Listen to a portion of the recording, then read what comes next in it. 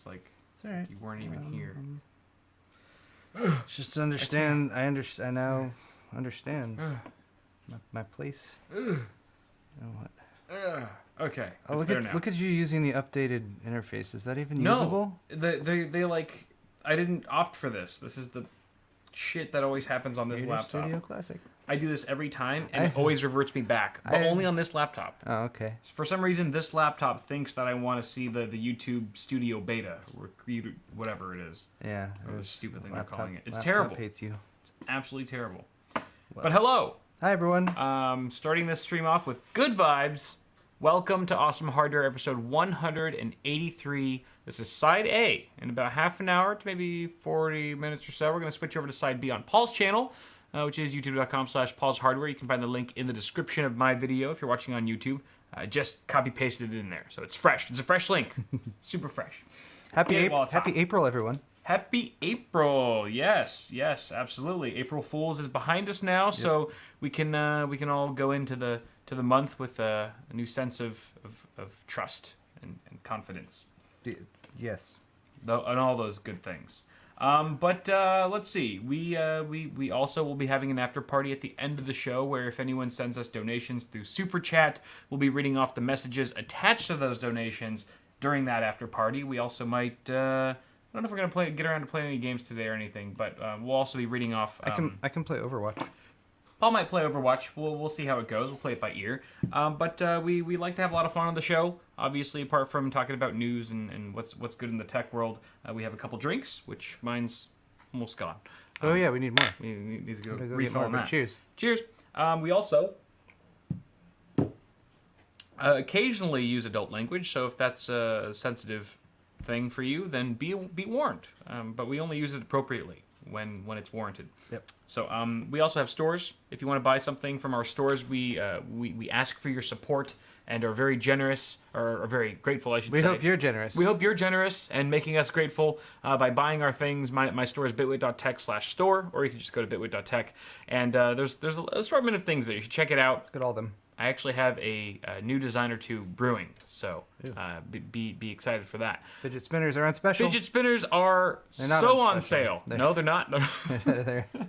they're just still there. They're in low supply and low demand. Everyone get your fidget spinners. They're still very popular. Absolutely. My store is paulshardware.net. Yes, and you can find quality merchandise on his store as well. Good. We'll also yell Johnson at you at the end of the show during the after party. Real good. If you happen to buy anything from either of our stores. Good things. All right, let's jump into some tech news today. Starting with a banger from Tech Power Up. This is about Lisa Su, who's officially going to deliver a Computex keynote.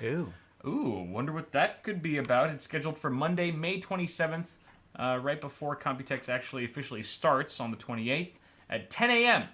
I don't know if that's 10 a.m. Computex time, they should specify. Yeah, that's probably that is Taipei time. I would think so. Yeah. So here it will actually be sometime in October. What if it was PST? I think. Wouldn't it be like 3 in the morning? It's like really 3 in the weird. morning. Lisa Sue's like, shit. Strange. Ryzen 3000 is gonna be the best thing we've. I'd probably be jet lagged at that point anyway. I think we all will.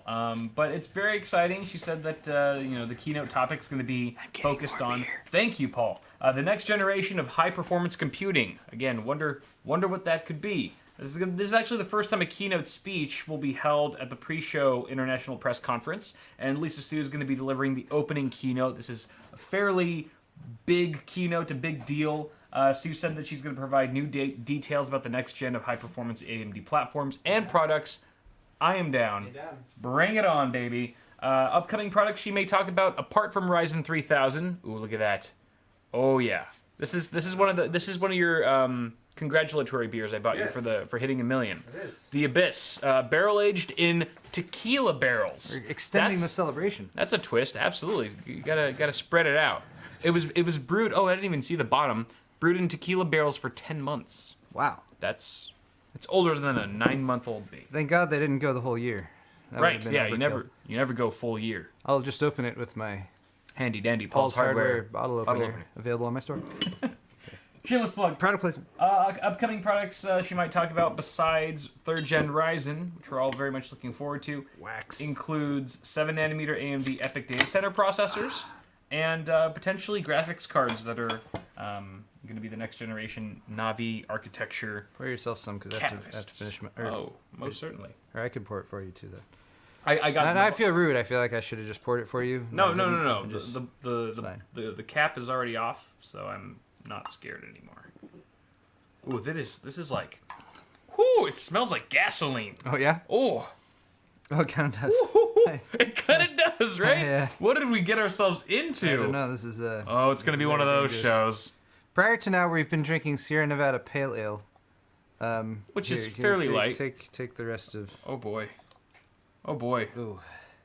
All right. This is dangerous. This is 9%? This is blacker than my soul. This is... What is this, 9, 10, 11? It might be 11. 11? Oh, God. You could be right, though. Where's it say? Oh, it's right here. It's in very... Oh, does that say 11.8? I think that's 11. It does. I think that's 11.8. That's a triple dig. Oh, this is bad. Oh, this is basically a 12%. This is very bad. It's like wine. It's like I'm drinking a pint of wine. All right, real quick. Okay. There was an announcement wanted to make. Forgot at the beginning of the show. Oh, yes. Sorry. I thought you wanted me to wait for your half. But oh, we no. should Well, do it just now quickly anyway. here in case doesn't watch the whole thing. Sure. Billy Coates, who Billy? I believe has sent us stuff before. You sent something to my P.O. box. Unfortunately, they say they keep it for a month, but I checked today, and it's already been returned. I'm very sorry I didn't get this, but Billy Coates, please resend that, because whatever you sent, I want it. Okay, sorry about that. Thank you, Billy. All right, so that's pretty much it. I'm excited because I'll actually be there at Computex. I don't know if I'm going to go to the actual keynote. Oh, the keynote. If I can, yeah. I mean, I guess I could get in, right? Anyone who's got a press badge could get in. So maybe I will, but also maybe I won't because it'll be streamed and stuff, and usually you can I got more than you. work more efficiently. Oh, Jesus. Okay. There, it's more even. I totally needed that Yep. little end cap. All right. So, yeah, we'll be reporting on whatever news Lisa Sue plans to deliver on that day to you directly, so you can hear it straight from us after you hear it straight from her. It's a little bit redundant, but I'm excited. I'm excited to hear more details about Ryzen 3000 family. Me too. All right, let's move on to... This could also potentially be an indication that the rumors, which, I mean, let's face it, Pretty set in stone. pretty reasonable expectation. This would be an event that they would announce the availability of Ryzen 3000 series or something Absolutely. like that. So that'd be cool. Right. This is remarkably smooth. I was expecting it Right? to have way more bite. Which scares me a little. Yeah, which is I'll be sipping it like it's a Pale Ale Sierra Yeah. Nevada, but it's a 12% stream destroyer, whatever that means. yeah. It's good. I was very- expecting it to be way more intense. It's subtle in a good way. Cuz if you threw Right? too much tequila at me, I'd be like, Yeah. tequila's not my favorite. And after the smell, I was like, it's going to be really abrasive. Yeah, but wow, that's This was like a $25 bottle. wow. Well, that's good work. I spared no expense Very- for your million subscriber. Spared notes. I deserve all the credit in the world. Well done, Cal. Thank you. Thank you. All right, so let's move on. Switching gears here to Nvidia and I guess Intel. It's sort of the clickbait title of today's stream on my half. This is an article from Hot Hardware.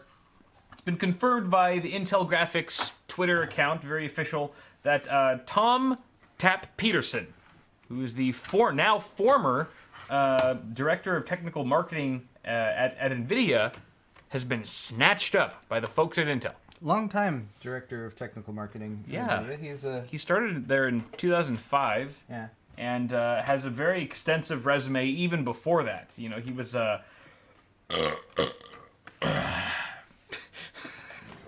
he was Great. he was a CPU engineer for a long time for IBM, Motorola, huge names, Broadcom. During his career at Nvidia, he helped develop G-Sync, among a number of other huge things. And he's got around 50 technical patents to his name. This guy is basically an industry legend. And Paul and I, very smart.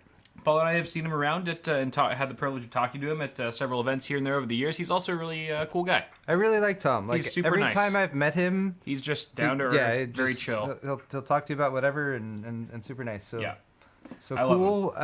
Intel's doing well right now with their talent acquisition. It's crazy how How many people they have. how many different people that they have pulled from a wide variety of locations over the past year or two. Ain't no money like Intel money. Yeah, so that's Oh, it's freaking I mean, nuts. for anyone who I have a views all competition as a good thing, which is, I think, usually the case, Yeah. Intel coming strong with a third option for a gaming graphics option Yeah. would be, I'd be happy with that. Yeah. Intel improving their integrated graphics and their CPUs as a result of Yeah. adding this talent. That's true. I think also would be a nice thing. I've recommended the AMD's 2200G and 2400G as really nice entry-level build a computer parts because you can build a computer and you can game on it and you don't have a discrete graphics card, but it's good enough. Right. Intel, not quite as much. Yeah. You can do stuff on Intel integrated graphics, but it's not that. Yeah. Anyway, Absolutely. But, so yeah. So this can only mean good things for our friends at Intel. Intel now has under their belt Jim Keller from AMD, Raja Kaduri now working on their discrete graphics card department, also from AMD, and Ryan Shrout from PC Perspective, our buddy.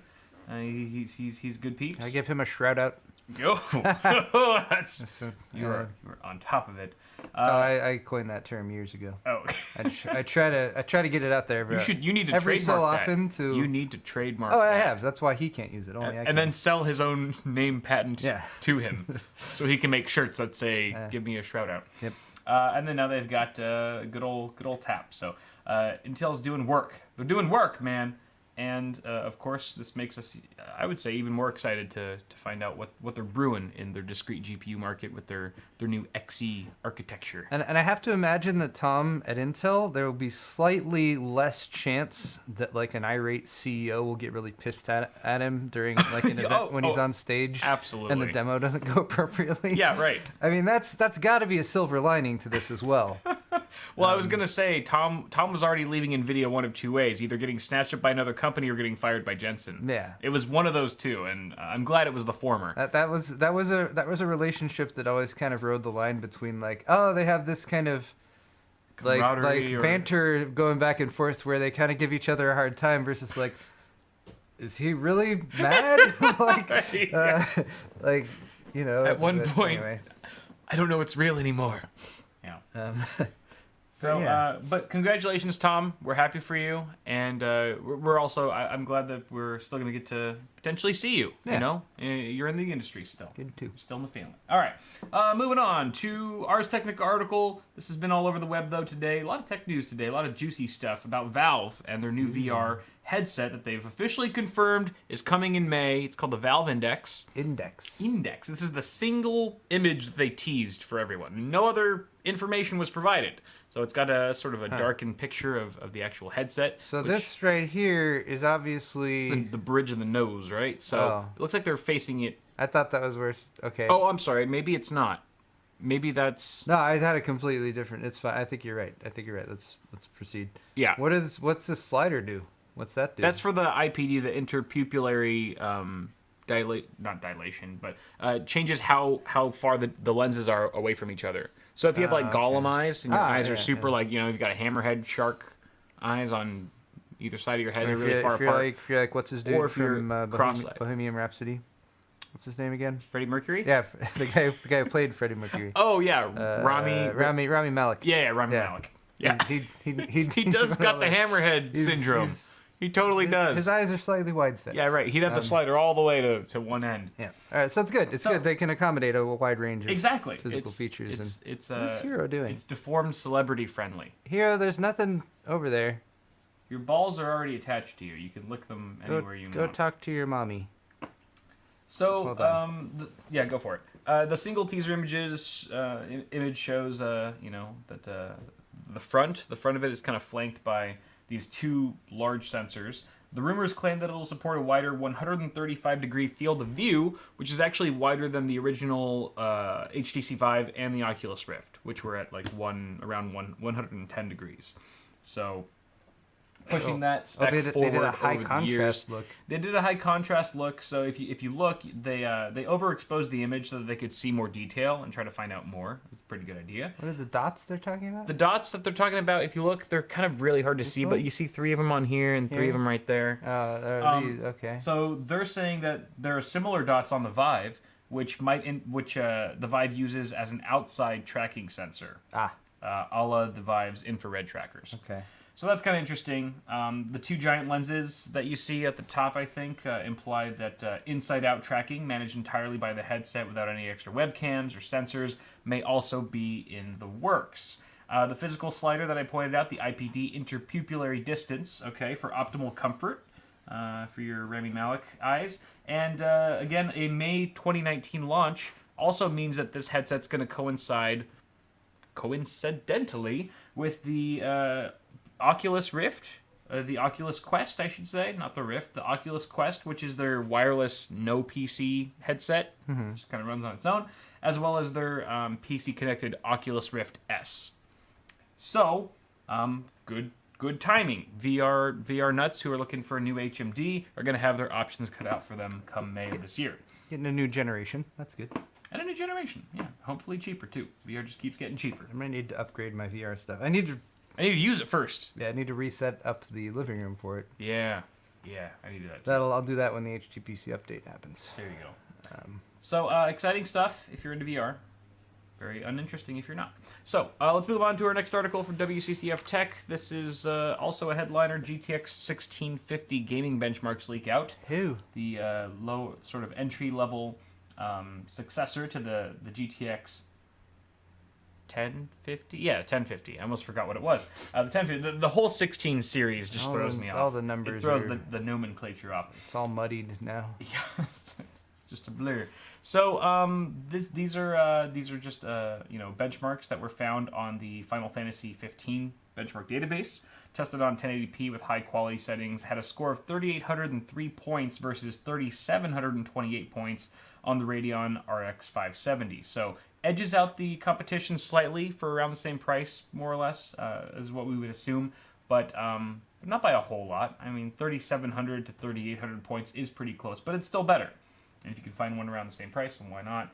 The card scored close to the GTX 1060 3GB model, which scored 3,901 points. So if this is all rumored to be true and, it's going to perform similarly to how it did in the Final Fantasy 15 benchmark, we can assume that the GTX 1650 is somewhere in between an RX 570 and potentially a GTX 1060 3GB variant. So that's pretty cool. We have some anticipated specs. Again, this is mostly rumored here. We've got 4 gigs of GDDR5 on a 128-bit bus with 8 gigabit per second speeds. That's giving us 128 gigabytes a second of memory bandwidth, and that's versus 112 gigabytes a second on the GTX 1050. So quite a bit faster than its predecessor. Very much how we saw the 1660 and 1660 Ti outperform a GTX 960 and even a GTX 1060 by quite a bit. And we also have potentially a 1395 megahertz base and 1560 megahertz boost using a TU-117 GPU. That's a first. We haven't seen the TU-117 yet, so it's a little baby GPU. But the other thing that was notable here is that there's potentially going to be a TI model and a non-TI model. And the TI model is obviously going to cost a little bit more and may potentially be on par with an RX 580. We don't know the pricing, of course. And it's also potentially going to feature GDDR6 memory, whereas the non-TI version is going to have 5, GDDR5. So these are going to be really power-efficient cards. I mean, even their bigger brothers, the GTX 1660 and 1660 Ti, are extremely power-efficient. These are potentially going to be sub 100 watt TDP GPUs that won't require much to drive. So you can expect add-in board partner cards at launch, custom models and stuff. Obviously, there's not going to be any like Founders Edition or anything like that. But was there an expected? Oh, reportedly launching on April 22nd. Okay. Yep. So 20 days. So people will just be getting over their weed hangover 2 days after 420 when these cards go on sale. Those weed hangovers are killer. Yep, totally. Preaching to the choir. All right, so that's fun. GTX 1650. Keep your eyes out for that. I shall. I haven't received one yet from Nvidia. I couldn't even tell you if I did. Yeah, it's like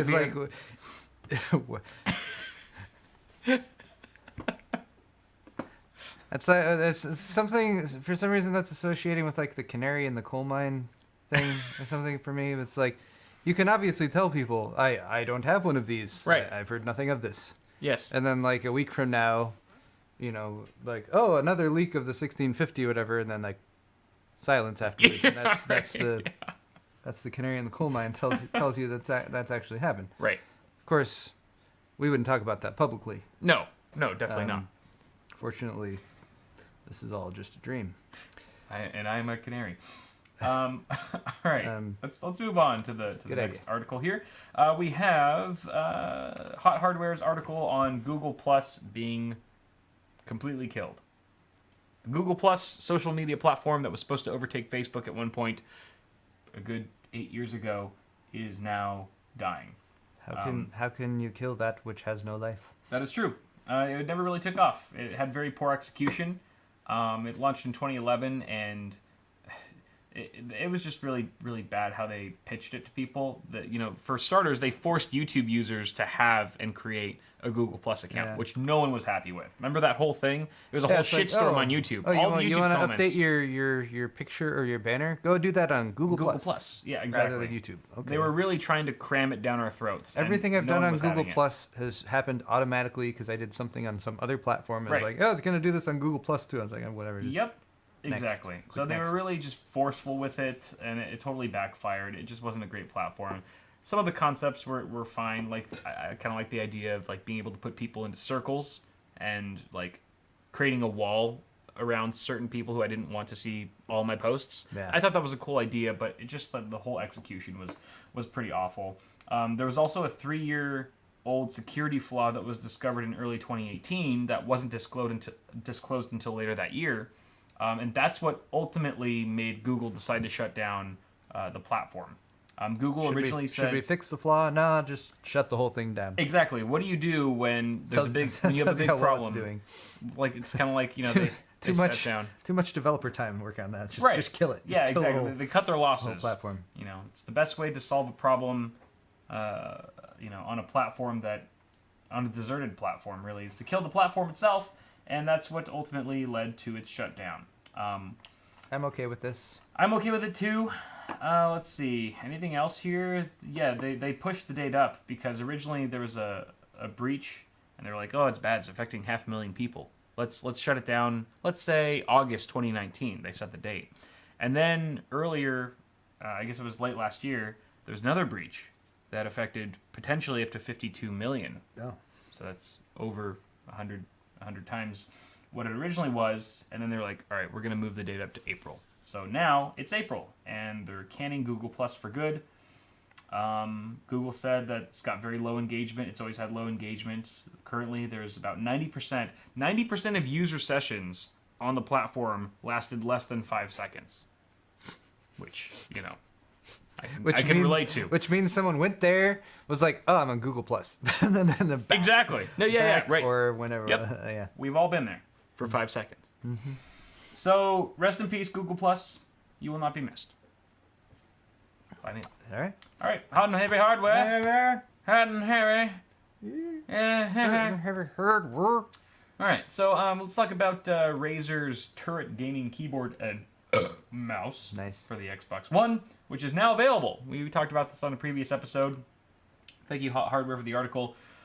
This is for consoles. Keyboard and mouse, gaming peripherals, typically associated with a PC, now for Xbox. Huh. What do you know? And Razer's the first one to come to the scene with the goods. So the peripherals feature Razer Chroma, 5G advanced optical sensors, and a 2.4 gigahertz wireless connection. You get a single unified dongle for the keyboard and mouse, which I think is good. I love a unified dongle. Oh yeah, it's the only way. I'm a it's one type of dongle I'll receive. I'm a one dongle kind of man. True words. True. So never been spoken. All right, both feature Xbox dynamic lighting, 1000 hertz polling rate, and Razer Synapse 3. As for the keyboard, we've got mechanical switches. Didn't say what kind of switches though. It's probably Razer's own Razer switches. I've never owned a Razer mechanical switch. I know they have their own. They're not They're their own. I thought they make them in house. No, Yeah, or they bought some Switch, or they Switch just making they're OEM factory. the OEM in and up. I don't know. I've never reviewed. That's weird. I feel like a bad person now. I've never reviewed or owned a Razer keyboard in my life. Sure you have. You have Razer laptops. Those have Razer keyboards in them. Those are different. I mean, like the desktop PC peripheral ones. Fair enough. Sure. But anyway, 50 gram actuation force, 10 key rollover and anti-ghosting, mid-height keycap, so somewhere in between low profile and standard is where you'll find it. Just over 23 inches, woohoo, with the mouse tray expanded. So it's kind of like the Razer Lapdog in a way, where it goes on your lap, but it's got a little pull-out tray, whereas as opposed to just a fixed tray, fixed extension on the Razer, the Corsair Lapdog. So it's kind of cool. You can tuck it away if you want to, because these are also compatible with PC, as you might expect. If you, let's say you're a gamer who does both. Why not both? You can easily switch between your console and PC. The other thing here is that, apart from being PC compatible, users can fully program all the keys on the keyboard. And you'll also be offered further gaming options that aren't available on console. The Turret mouse features a scroll wheel, 7 programmable buttons with onboard memory and cloud storage. I have unverified exclusive information from chat. What's that? According to Allball156, Razer switches are now made by GTX. GTX. Oh yeah, I have heard that actually. This is based, That sounds familiar. We all trust Allball156, but that doesn't sound, I think like an absurd claim to me. I've definitely heard that before, but can't confirm it for sure. The other thing, I forgot to mention that you get 11 hours of battery life with the keyboard, so obviously wireless. That's with default lighting, like out of the box default lighting, but you get up to 43 hours if you don't need lighting at all. The mouse itself gets you 30 hours of battery with default lighting, or 50 hours without. A life cycle of 50 million clicks, 2-year warranty with tech support, and 14 days of risk-free returns. Paul, without looking at the Google Doc, how much do you think this set of peripherals goes for? $249.99 US. You son of a bitch! You looked at the Google Doc. I wasn't looking at the Google Doc. I was looking at the article. Right. Damn it! I forgot that I got the Google Doc from the article. I know. I should have pinned the source. You first. said that. I would have admitted if I was looking at it from there, but I had just looked at it directly. Yeah, I just. That's why I whistled. If anyone doesn't believe me, go back like 10, 20 seconds. I was like, Twitch clip that whistle. I was like, or something like that, right? I did that. That's when I saw the price. $250. Someone memed that the moment like my face went, or like the moment when you see the price. Ooh, The moment when you see the that's steep. Now, super steep. so they're making this and marketing it directly for the consoles because official support for that is coming. Isn't like I'm very console ignorant. I don't dabble in it very much at all. Same. Like, can't you plug in a keyboard and mouse to consoles? Aren't there ways to do that? Maybe not directly plug and play, but isn't that something that already exists on some level? Yeah, I don't know. I think some work better than others. Yeah. So. Some work better than others. I think if it's wired though, you can, but to be honest, no one's gonna want wired. So maybe wireless is and wireless is more unreliable. Like you're not guaranteed support for a wireless keyboard or mouse. Okay. There are certain ones that are like guaranteed to work that people on forums can confirm. Like, yeah, this works. But for the most part, this is just guaranteed to work. It's seamless. It's optimized for the platform. And that would be a good selling point for a console, which would commonly be in the living room, where a wireless setup would be very nice. I've been using, I think I said this last week, the Corsair Dark Pro? Dark something Pro. Dark. Dang it, I forget the name. Me too. Dark Core. Dark Core, yes. I've been using the Corsair Dark Core mouse. Yeah. Out in the living room. On your Xbox? Yeah, because I've been playing Grand Theft Auto. Right. GTA 5, going through the missions. And what keyboard do you use with that? I'm just using the Logitech wireless keyboard that I got. Or it's more of a multimedia keyboard. But it's working. But fine. most of the time I'm on the controller. It's only when I need to shoot stuff that I go forward and use the mouse and keyboard. How's the mouse support in GTA 5 with the Xbox? It's great. Is it really? Oh, I'm not on the Xbox. I'm on the PC. Oh, okay. I'm sorry. I thought you were. I beat GTA 5 on Xbox 360 in 2013. with a gamepad. But I've never played back through the missions since the PC update. Right. Okay. All the way through. Yeah. So that's what I'm doing. And that's the other thing about like this price is that it's a lot of money to pay when you won't even be able to really use it. At least to my knowledge, you won't be able to really use it for every game, right? Yeah. Take like because there are some games that are adding that have already added. This is the Dark Core, which Right. is an expensive mouse. It's $90, Yeah. but apparently on sale for $80. Heyo. Not sponsored by Corsair, but it's been doing good for me. It pairs up with the keyboard, the K64. Right. I also don't remember the model of that. I think it's K60. K68? No, K65? K6? Maybe it is K. No, it's not 64. Anyway, It's one of those. so 250 would be fine because the thing is they haven't really added support. K63. 63. Yeah. Jeez. All right, I picked every number but that one. They haven't added keyboard and mouse support natively to many games yet. I mean, I know Fortnite is supported, and even that's been kind of buggy at Yeah. launch. I forget what. But I guess if you want to give a comparison for the Razer stuff to a company that makes similar products that have similar capabilities, the lat board by itself is $60. so plus That's just for the drop-in for so it. 60 plus 100 and Yeah. If you 10, buy it as a combo, it's 160. $160. That's not including the mouse. And then add a the $90 mouse is mouse. 70 or 80. So it's in Roughly. the same price range, I ballpark. guess. Yeah, But that's still a lot of money that's a shit ton of money. for peripherals. I would buy it in a heartbeat if I was a hardcore Xbox One, Xbox player, whatever gamer. I'd buy that set for $250 in a heartbeat if every game was natively keyboard and mouse supported. But because there's only a couple right now, and even those out of that small group aren't great, they still need a lot of work. I just don't know who's going to buy that. But I don't know. It's got RGB, so It's far fuck too it. reasonable, Kyle. It's got RGB. That's all you need.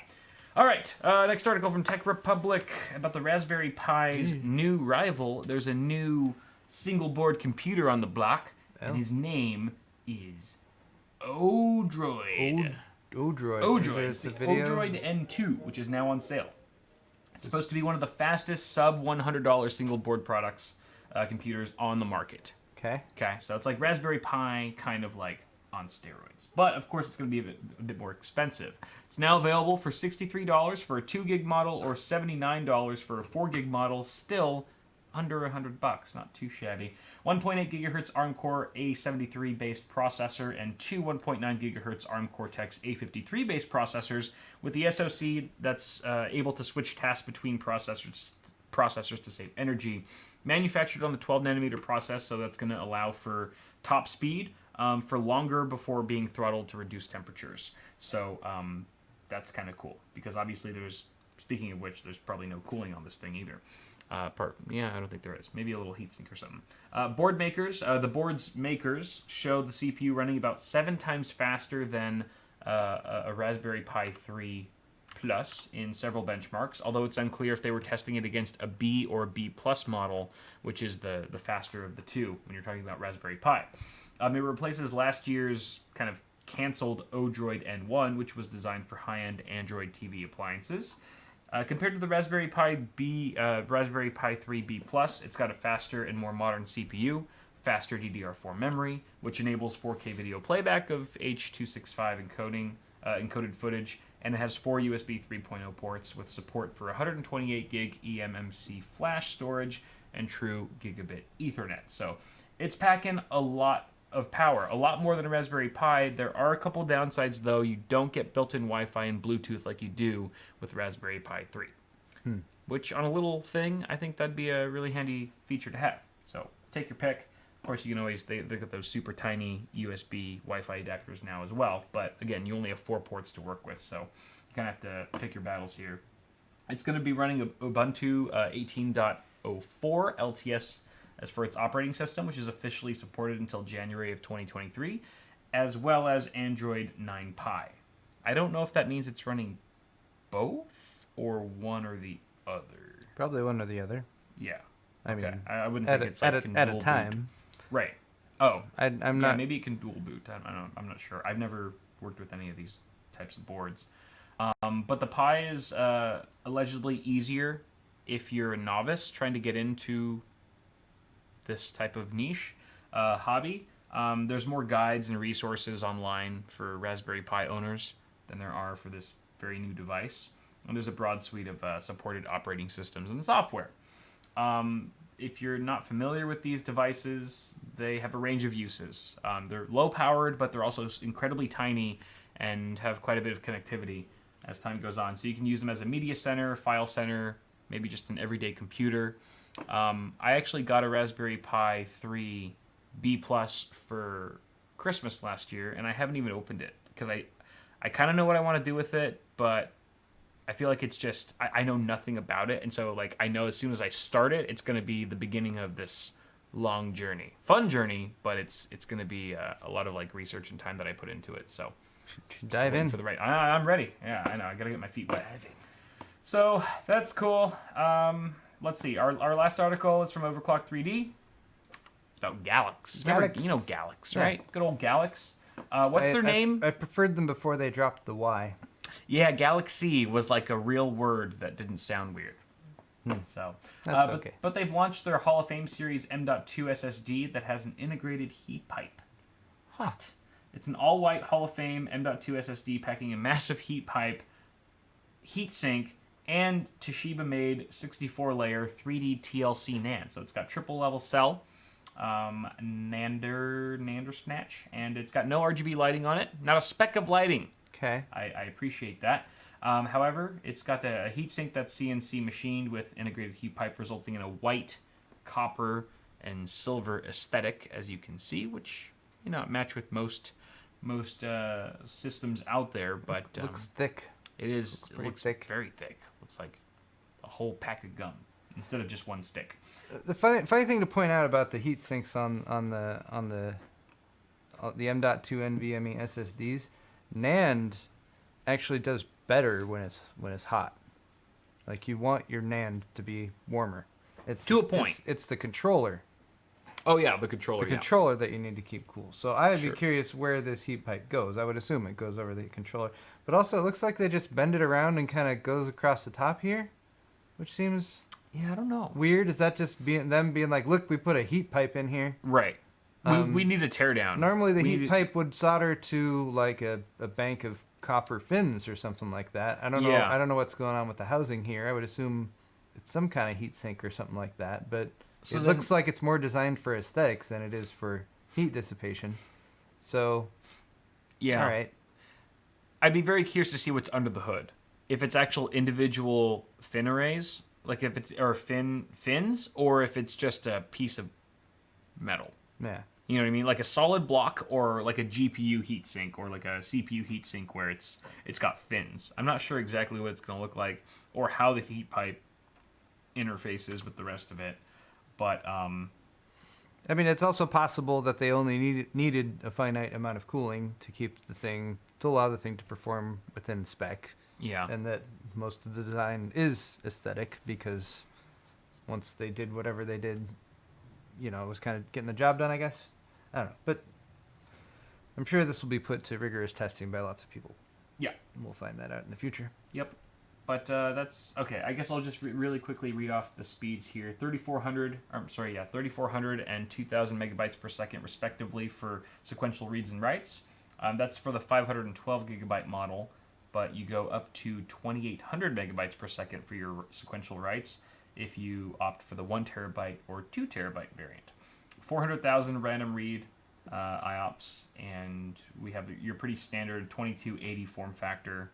PCIe 3.0 by 4 lane config using a Phison controller. Right now, this is focused on the Chinese market, and we may see it come overseas in the future, but for now, I wouldn't expect to find these on the shelves of your local Micro Center anytime soon. Where are you going? I was going to do a world exclusive unboxing. Oh, here we go. What are you unboxing? This wasn't planned. This isn't in the show doc. You're not Gigabyte allowed to switch things up. Oris. Ooh, an Oris. It's a gigabyte Oris SSD. drive. Do you guys want me to unbox this? I'm You're not going to. breaking NDA, are you? I don't think so. That's always the most. When this was given to me, it's always I the was most not told that reassuring. there's any NDA or anything like that. the most so. reassuring line. No, I only don't bring this think up so. because you mentioned a Phison controller, Uh-huh. which makes me think that under the hood these are very similar. sequential reads 3480 megabytes per second, which is Fairly close. pretty much in the ballpark. Yep. 3400 megabytes per second. Writes 2000 megabytes per second. Yeah. Exact same for this is a 512 gig version. Right. So Does that have a heat sink and a heat pipe on I it? don't know. It's Where did you get that? it's heat shrink. I Did they got it send from that to you? Gigabyte. When they I ship broke it into to you? I broke into their factory. Oh, I want to break in. Why don't you invite me? I'm just kidding. I went there to get something else, and he was like, "Here, try this out too." So that's pretty much how it went. Okay, I'm doing a very poor job unboxing this. Yeah, you're terrible. So this is the Aorus RGB. Oh, it's RGB. It is an Oh. RGB M. The Oh. Aorus RGB M.2 NVMe SSD. No wonder it's so fast. 512 gigs. Comes in this little box just like this. It looks like you're unboxing jewelry. It's just yeah, such it's a actually nice very little nice little packaging. here. sleek packaging. What the? Every kiss begins with Oris. Very difficult to get in there though. Where's my knife? Where's My knife. I might have. Here, grab that. Here. Oh no. The orange handled one is a flathead That's not That'll a be knife. better. This is a knife. or slot. Yeah, this is very helpful. Use the lever. It really does stick in there. Like this is. What sticks? It's just the upper box is Oh very. yeah, tight. Oh, there we go. Very tight. Look at that. Oh, that's pretty nice. Pretty fancy. Try not to get the glare on it there. Pretty good. Looks pretty good. So that's also a bit on the thicker side. Yeah, that's what she said. Does have a heatsink on it, but at least that heatsink it's RGB. If you're gonna put a Right. fat heatsink on there, That helps with the cooling. might as well do some RGB on it. Right. So like it's got a black PCB under there. So is only the logo And- that lights up? Yeah. Okay. And because it's Gigabyte, they're doing communications through the M.2 slot. So I do not believe this requires like you to wire some weird plug down there to plug in the RGB. That's good. So it powers You can the- actually the control it LED. with the Aorus software. Let me see so- this. There you go. Huh. Okay. Okay. All right. That's the end of your half of the show, right? That's it. I'm done. Yay. Yep. All right. We'll be right back, guys. Hey, thank you in advance to anyone who wants to do timestamps for my half. Oh, yeah. Thank you. I love you. And you can have my babies. We'll be back for my all the half of the babies. show. Links in the description. And hit the thumbs up button on Kyle's half of the show. He put blood, sweat, and tears into this half of this episode. I did. You show him respect. And other bodily fluids that shall not be named. All right. TMI. We should probably go.